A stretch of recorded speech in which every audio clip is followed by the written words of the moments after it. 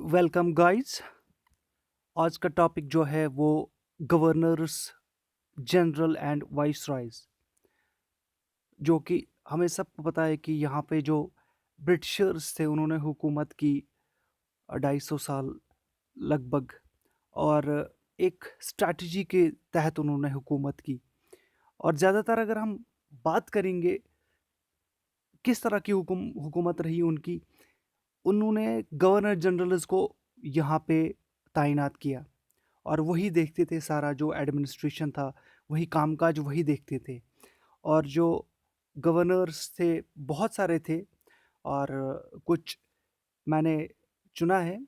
और वो भी 1773 से लेके 1773 से लेके 1857 तक। 1857 तक इसलिए क्योंकि 1857 के बाद ये जो यहाँ पे मैंने आपको वाइस राइज का लिखा है, मैंने यहाँ पे वाइस रॉयज ये यहाँ पे शुरू होता है 1857 के बाद। तो 1857 तक 13 गवर्नर जनरल्स थे। तो आइए देखते हैं कौन कौन से गवर्नर जनरल्स ने रूल किया पूरे इंडिया पर। और शुरुआत करते हैं हम वैरन हेस्टिंग्स से। वैरन हेस्टिंग्स ने कुछ एक्ट्स पास किए, और उन एक्ट्स की क्या खूबी थी, क्या खासियत थी, वो हम डीप पढ़ेंगे, उनके पॉइंट्स अलग पड़ेंगे। लेकिन इम्पॉर्टेंट ये है कि किस गवर्नर जनरल के तहत कौन सा एक्ट पास किया। तो रेगुलेटिंग एक्ट ऑफ 1783 पास हुआ था वैरन हेस्टिंग्स के दौर में। पिटिस इंडिया एक्ट ऑफ 1784 पास हुआ था वैरन हेस्टिंग्स के दौरान। और इनका जो टाइम पीरियड था, यानी 1773 से लेके 85 तक उन्होंने हुकूमत की। सबसे इम्पोर्टेंट जो चीज़ यहाँ पे उभर के आती है वैरन हेस्टिंग्स के दौरान, वो है foundation of Asiatic Society of Bengal by sir William Jones in 1784। इसके ही दौर में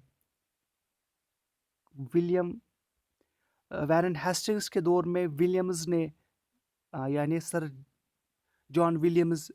विलियम जॉन्स ने एशियाटिक सोसाइटी को उनकी संगे बुनियाद डाला, यानी फाउंडेशन किया। उसके बाद लॉर्ड कॉर्नवेल्स, उनका पीरियड आता है 1786 से लेके 1793 तक। इनका काफ़ी ज़्यादा रोल है। और इनका क्या रोल है आइए वो देखते हैं। इन्होंने इंट्रोड्यूस किया permanent settlement of land revenue. जी हाँ, परमानेंट रेवेन्यू सेटलमेंट और the zamindari system in Bengal and Bihar. इससे पहले क्या था, जो लैंड रेवेन्यू था वो सेटल्ड नहीं था। और इन्होंने पूरा फिक्स किया कि इतना लैंड रेवेन्यू होना चाहिए, इतने में हमें टैक्स भरना चाहिए। और इन्होंने काफ़ी कुछ रिफॉर्म्स किए, यानी इनका काम था रिफॉर्म्स करना। ये लॉर्ड कॉर्नवालिस ऐसे गवर्नर जनरल थे जिनका सिर्फ जहन में ये था कि हमें रिफॉर्म्स करना है। और उन्होंने रिफॉर्म्स किस में की, जुडिशरी में। 1793 में उन्होंने setting up courts at different levels, यानी जो कोर्ट्स है, अदालतें हैं, डिफरेंट लेवल्स में उन्होंने स्टार्ट किया सेट करना। और सबसे बड़ी बात, उससे पहले जो सेपरेशन ऑफ रेवेन्यू एडमिनिस्ट्रेशन था फ्रॉम जुडिशल एडमिनिस्ट्रेशन, वो इकट्ठे था। यानी सब रेवेन्यू एडमिनिस्ट्रेशन और जुडिशल एडमिनिस्ट्रेशन फंक्शन साथ में करता था। लेकिन उन्होंने क्या किया, इन्होंने इसको अलग डिपार्टमेंट कहा, अलग डिपार्टमेंट का दर्जा दिया।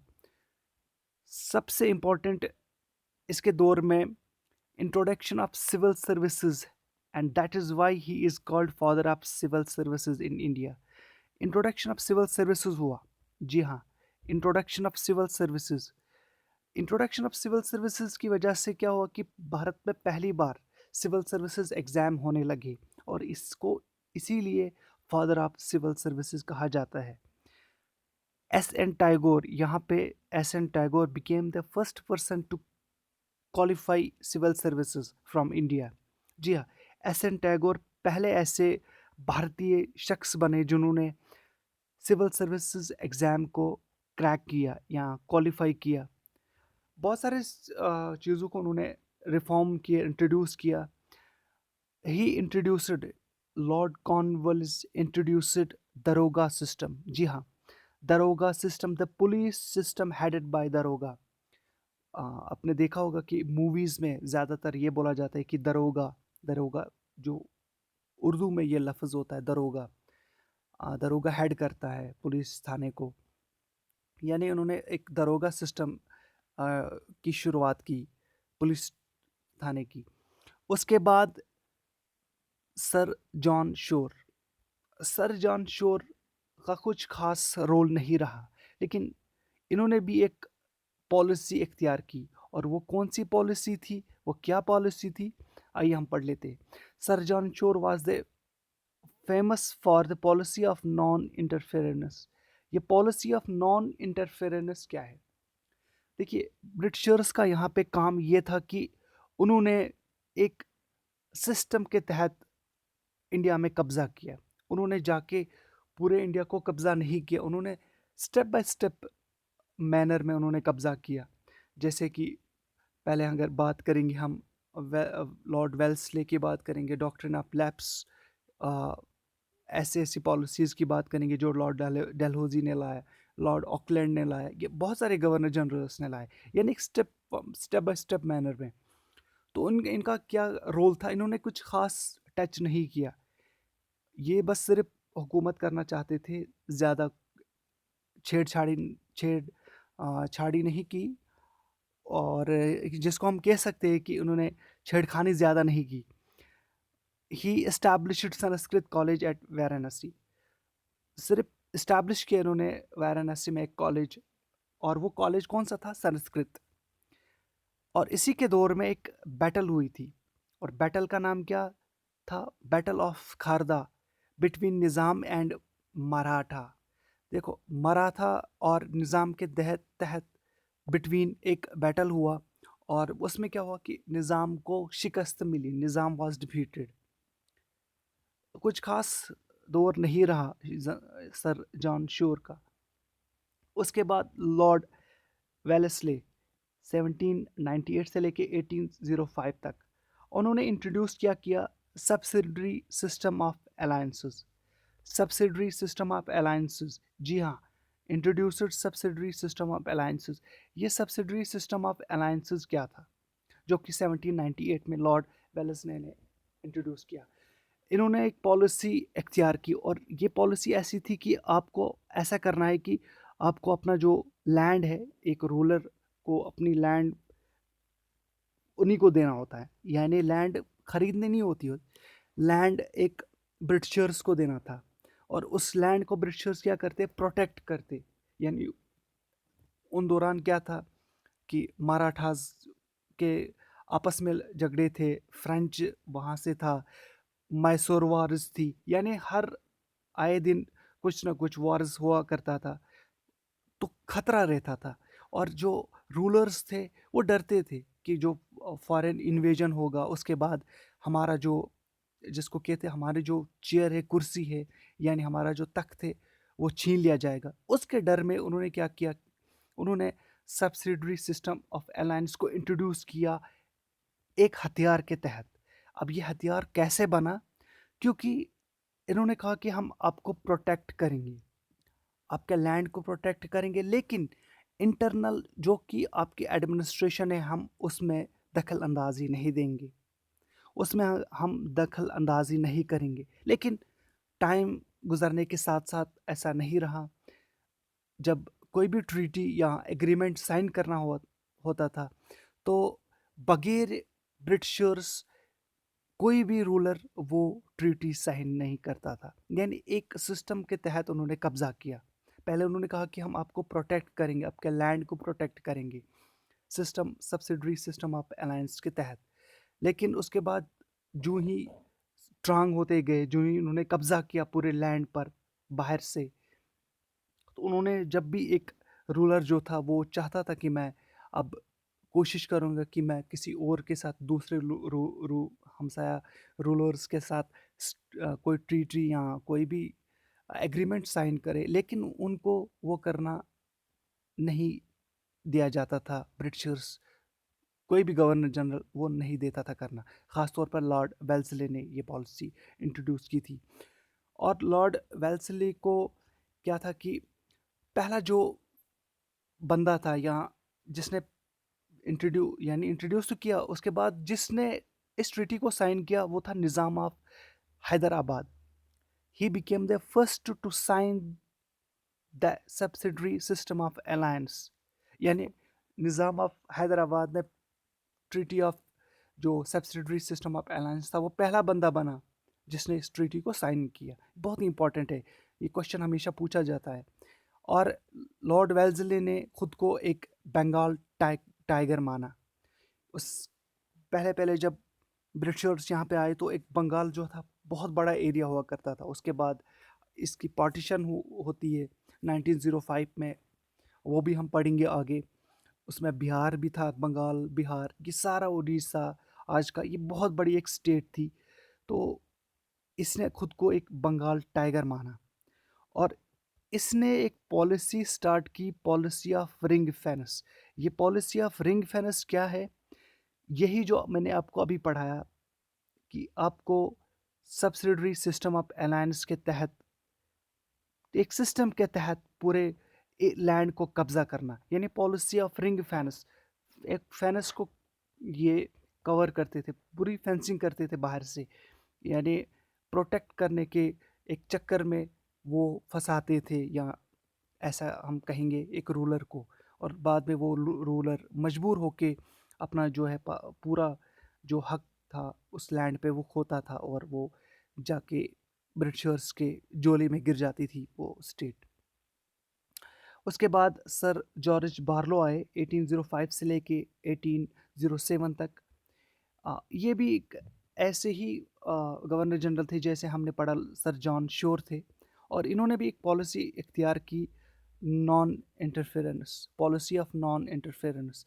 पॉलिसी ऑफ नॉन इंटरफेरेंस का मतलब ही ये है कि हमें छेड़खानी नहीं करनी है, जो सिस्टम है वैसा ही है, ज़्यादा कुछ छेड़खानी नहीं करनी है। लेकिन इसके दौरान एक म्यूटिनी हुई, sepoy mutiny, first sepoy mutiny हुई sir John sir George Barlow के टाइम पर। और ये कहाँ पे हुई?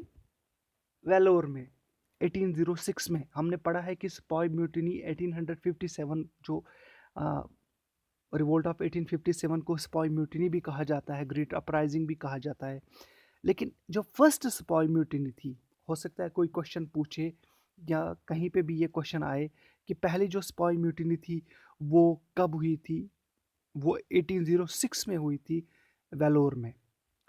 और इन्होंने क्या किया? इन्होंने काफ़ी दयालु थे ये, उन्होंने एक स्लेव ट्रेड को एबॉलिश किया। एक ट्रेड हुआ करती थी उस दौरान कि स्लेव्स को लाया जाता था, किसी ने कोई गलती की, कोई भी उनको सज़ा दिया जाता था और वो स्लेव ट्रेड कहा जाता था। वो अभी भी वो चलता है। लेकिन अगर हम बात करेंगे ओवरऑल, तो इनका कुछ खास कंट्रीब्यूशन नहीं रहा सर जॉर्ज बार्लो का। उसके बाद लॉर्ड मिंटो फर्स्ट आए। अब ये फर्स्ट इसलिए क्योंकि लॉर्ड मिंटो दो बार हम पढ़ेंगे हिस्ट्री में, और ये दो बार इसलिए क्योंकि इनका रोल जो है 1905 में भी आता है। उसी दौरान जब पार्टीशन ऑफ बंगाल होता है उसके बाद लॉर्ड मिंटो एक बार फिर सेकंड, उस वक्त लॉर्ड मिंटो सेकंड जो है वो गवर्नर जनरल बनते हैं, लेकिन वो गवर्नर जनरल ऑफ इंडिया बनते हैं, यानी वाइस रॉय ऑफ इंडिया। और ये गवर्नर जनरल ऑफ सिर्फ बंगाल होते हैं। याद रखना, लॉर्ड मिंटो फर्स्ट। जितने भी गवर्नर्स हमने अब तक पढ़ा, these are the governors of only Bengal, not governors of India. ये याद रखना। ये कब चेंज होता है, गवर्नर जनरल ऑफ बंगाल कब गवर्नर जनरल ऑफ इंडिया बन जाता है, वो भी हम आगे धीरे धीरे पढ़ेंगे। इनके दौरान एक ट्रीटी साइन हुई, ट्रीटी ऑफ अमृतसर। इसमें भी काफ़ी ज़्यादा कन्फ्यूजन रहता है। ट्रीटी ऑफ अमृतसर जो है हमने पढ़ा जेके हिस्ट्री में, जम्मू कश्मीर की हिस्ट्री में। ट्रीटी ऑफ अमृतसर दो ब्रिटिशर्स और लॉर्ड हार्डिंग, उस वक्त लॉर्ड हार्डिंग थे, लॉर्ड हार्डिंग यानी ब्रिटिशर्स और गुलाब सिंह के दरमियान होती है। और लेकिन वो ट्रीटी 1846 के बाद होती है, 1846 में होती है वो। लेकिन ये कब होती है? 1809 में, treaty of Amritsar with Ranjit Singh, britishers and Ranjit Singh, 1809 में वो होती है। उसके बाद इन्होंने भी एक अच्छा काम किया, importation of slaves to India was prohibited. इन्होंने भी कहा कि जो हम स्लेव ट्रेड करते हैं, पहले तो एबॉलिश किया था सर जॉर्ज बॉलो ने, लेकिन उस पर पूरी तरह से जो बैन लगाई, प्रोहिबिट किया, वो किया लॉर्ड मिंटो ने। लॉर्ड मिंटो ने कहा कि हमें इस चीज़ को ख़त्म ही करना है, ये स्लेव का जो खेल है वो बिल्कुल ख़त्म करना है। इसमें ज़्यादातर क्वेश्चन एक चीज़ से आता है कि ट्रीटी ऑफ अमृतसर, अगर हमने ट्रीटी ऑफ अमृतसर पढ़ा है, तो ट्रीटी ऑफ अमृतसर दो बार होती है। एक तो treaty of Amritsar with Maharaja Gulab Singh and treaty of Amritsar with Maharaja Ranjit Singh. लेकिन अब इसमें क्या है कि डेट बहुत इंपॉर्टेंट है। 1809 में रंजीत सिंह के साथ ट्रीटी ऑफ अमृतसर होती है और 1846 में महाराजा गुलाब सिंह के साथ ट्रीटी ऑफ अमृतसर साइन होती है।